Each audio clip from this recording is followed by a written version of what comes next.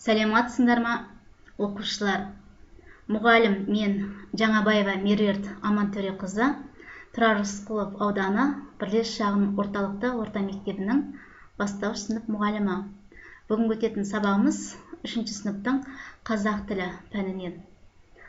Сабақтың тақырыбы дара және күрделі етістік.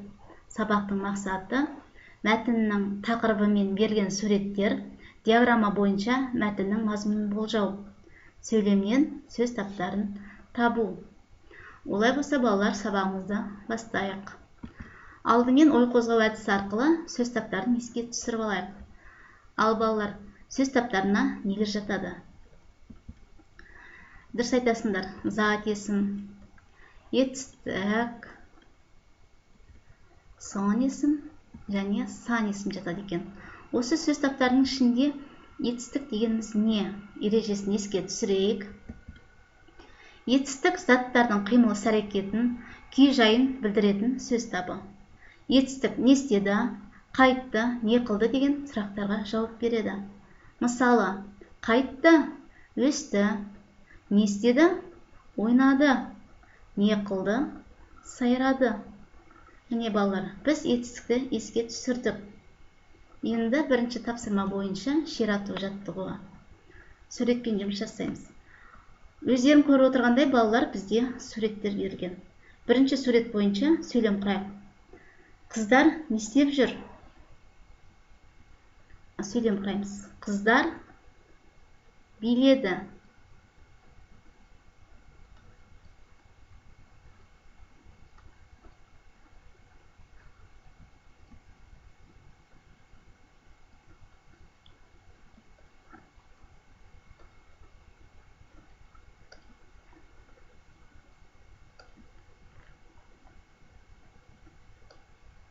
Қыздар биледі. Енді осы сөйлемде біз етістік табайық. Не істеді? Биледі. Бізде қимылды білдіріп тұр. Биледі. Етістігіміз биледі екен. Келесі суретте қыз домбыра тартып отыр. Бұл суретте сөйлем құрайық. Мысалы, қызға есім қояйық. Дина деп алайық.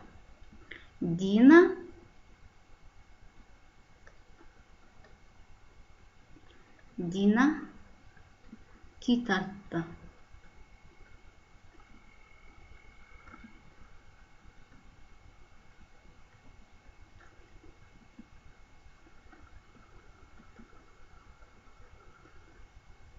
Дина не істеді? Күй тартты. Бұл жерде қимылды білдіріп тұр, бізде етістігіміз тартты. Бұл етістіктер бізде бір сөзден тұр. Ал балалар, енді осы етістіктерді екі немесе одан да көп сөзден тұратындай етіп, сөйлемімізді қайтадан өзгертіп жазайық. Мысалы, қыздар билеп жүр.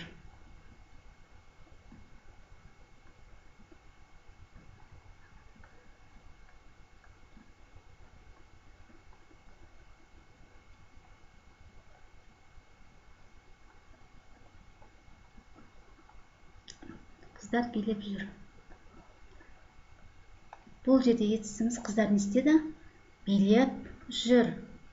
Бұл жерде етістігіміз біздің екі сөзден тұр. Астын сызып көрсетіп қояйық. Келесі сөйлемімізге өзгертіп жазайық. Дина күй тартып отыр.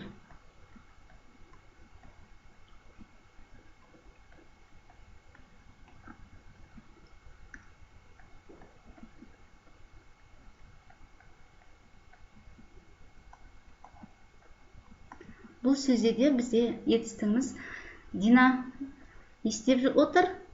Тартып отыр. Не тартып отыр? Күй тартып отыр. Берде де бізде етістігіміз екі сөзден құралды. Енді бізде сабағымыздың тақырыбы дара және күрделі етістік болатын. Осы сөйлемдер арқылы біз ереже шығарайық. Есіңе сақта, етістік құрамына қарай дара және күрделі болып екіге бөлінеді екен. Дара етістік бір сөзден тұрады. Мысалы, келді, оқыды, биледі деген сияқты. Ал күрделі етістігіміз екі немесе одан да көп сөздерден құралады. Мысалы, оқып отыр, келе жатыр, билеп жүр деген сияқты. Тағы сол сияқты. Міне балалар, біз сендерменен дара және күрделі етістікті ажыратып түсіндік деп ойлаймын. Олай болса, оқулықтағы бірінші тапсырмаға назар аударайық. Оқулықтың 45-ші бетінде бізде сөз жұмбақ берілген. Осы сөз жұмбақты шешу арқылы біз көк торкөздегі сөзді табуымыз керек. Бірінші сұрағы бейбітшілік құсы. Ал балалар, бейбітшілік құсы бізде қандай құс? Дұрыс айтасыңдар, көгершін.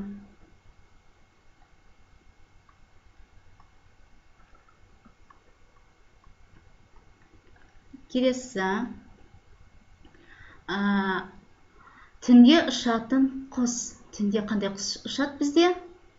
Әрине, үкі. Төрт түліктің шөлге ең шыдамдысы не бізде балалар?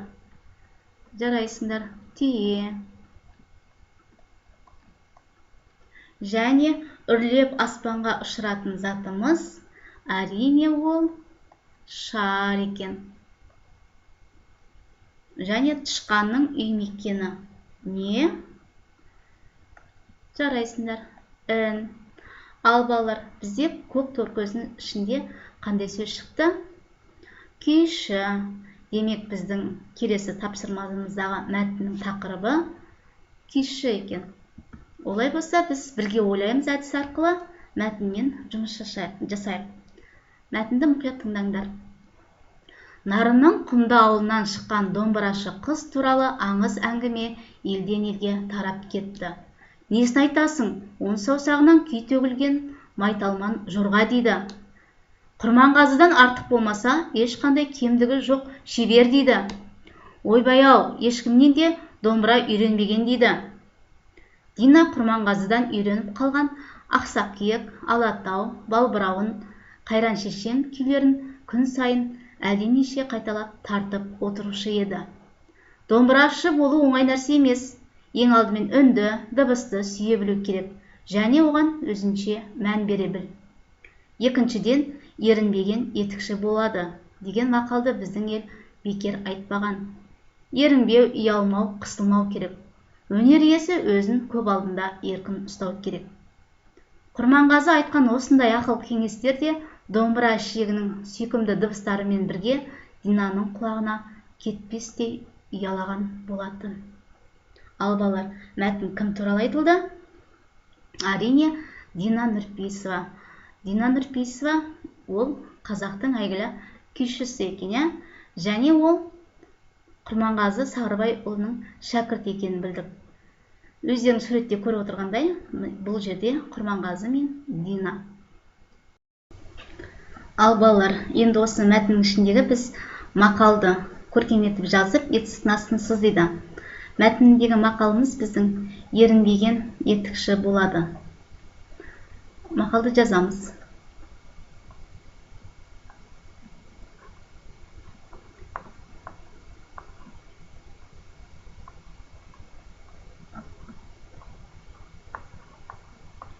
Ерінбеген етікші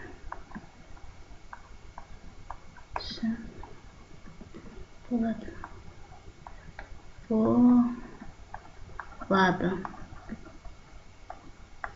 Енді бұл жерде етістігіміз не істейді? Болады. Кім болады? Етікші болады. Етікші бізде болады етістік. Бір ғана сөзден тұр. Демек, бұл бізде дара етістік.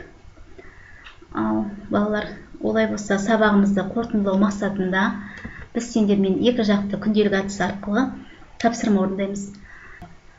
Бізде жоғарыда сөздер берілген, етістік сөздер. Осы сөздерді дара және күрделі етістіктерді екі бағанға ажыратып қоямыз. Олай болса, бізде ойнады дара етістік. Дұрыс айтасыңдар, себебі бір ғана сөзден тұр. Жүзіп жүр күрделі етістік, себебі екі сөзден тұр. Жазды, әрине дара, ұшып жүр күрделі. Күлді дара етістік, сүртіп тұр күрделі. Жуды Дұрыс айтасыңдар. Дара келе жатыр, әрине күрделі. Тоқыды, дара, оқып отыр, күрделі етістікке апарамыз. Мінеки балалар, сендер бүгінгі сабақта дара және күрделі етістіктерді білдіңдер деп ойлаймын. Себебі біз дара және күрделі етістіктерді ажырата алдық.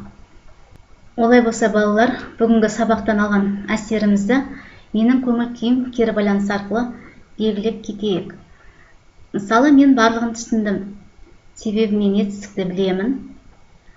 Қысқанаты белгісі арқылы белгілеп кетейін. Дара етістікті білдік, себебі бір ғана сөзден тұрады. Күрделі етістікті ажырата аламыз. Себебі екі немесе одан да көп сөзден құралады. Олай болса балалар, үйге оқулықтың 45-ші бетіндегі 6-шы жаттығуды ұсынамын. Үйде жаттығудағы дара және күрделі етістіктерді сендер ажыратып жаза алатындарыңа мен сенемін. Осымен сабағымыз аяқталды. Сау болыңдар балалар.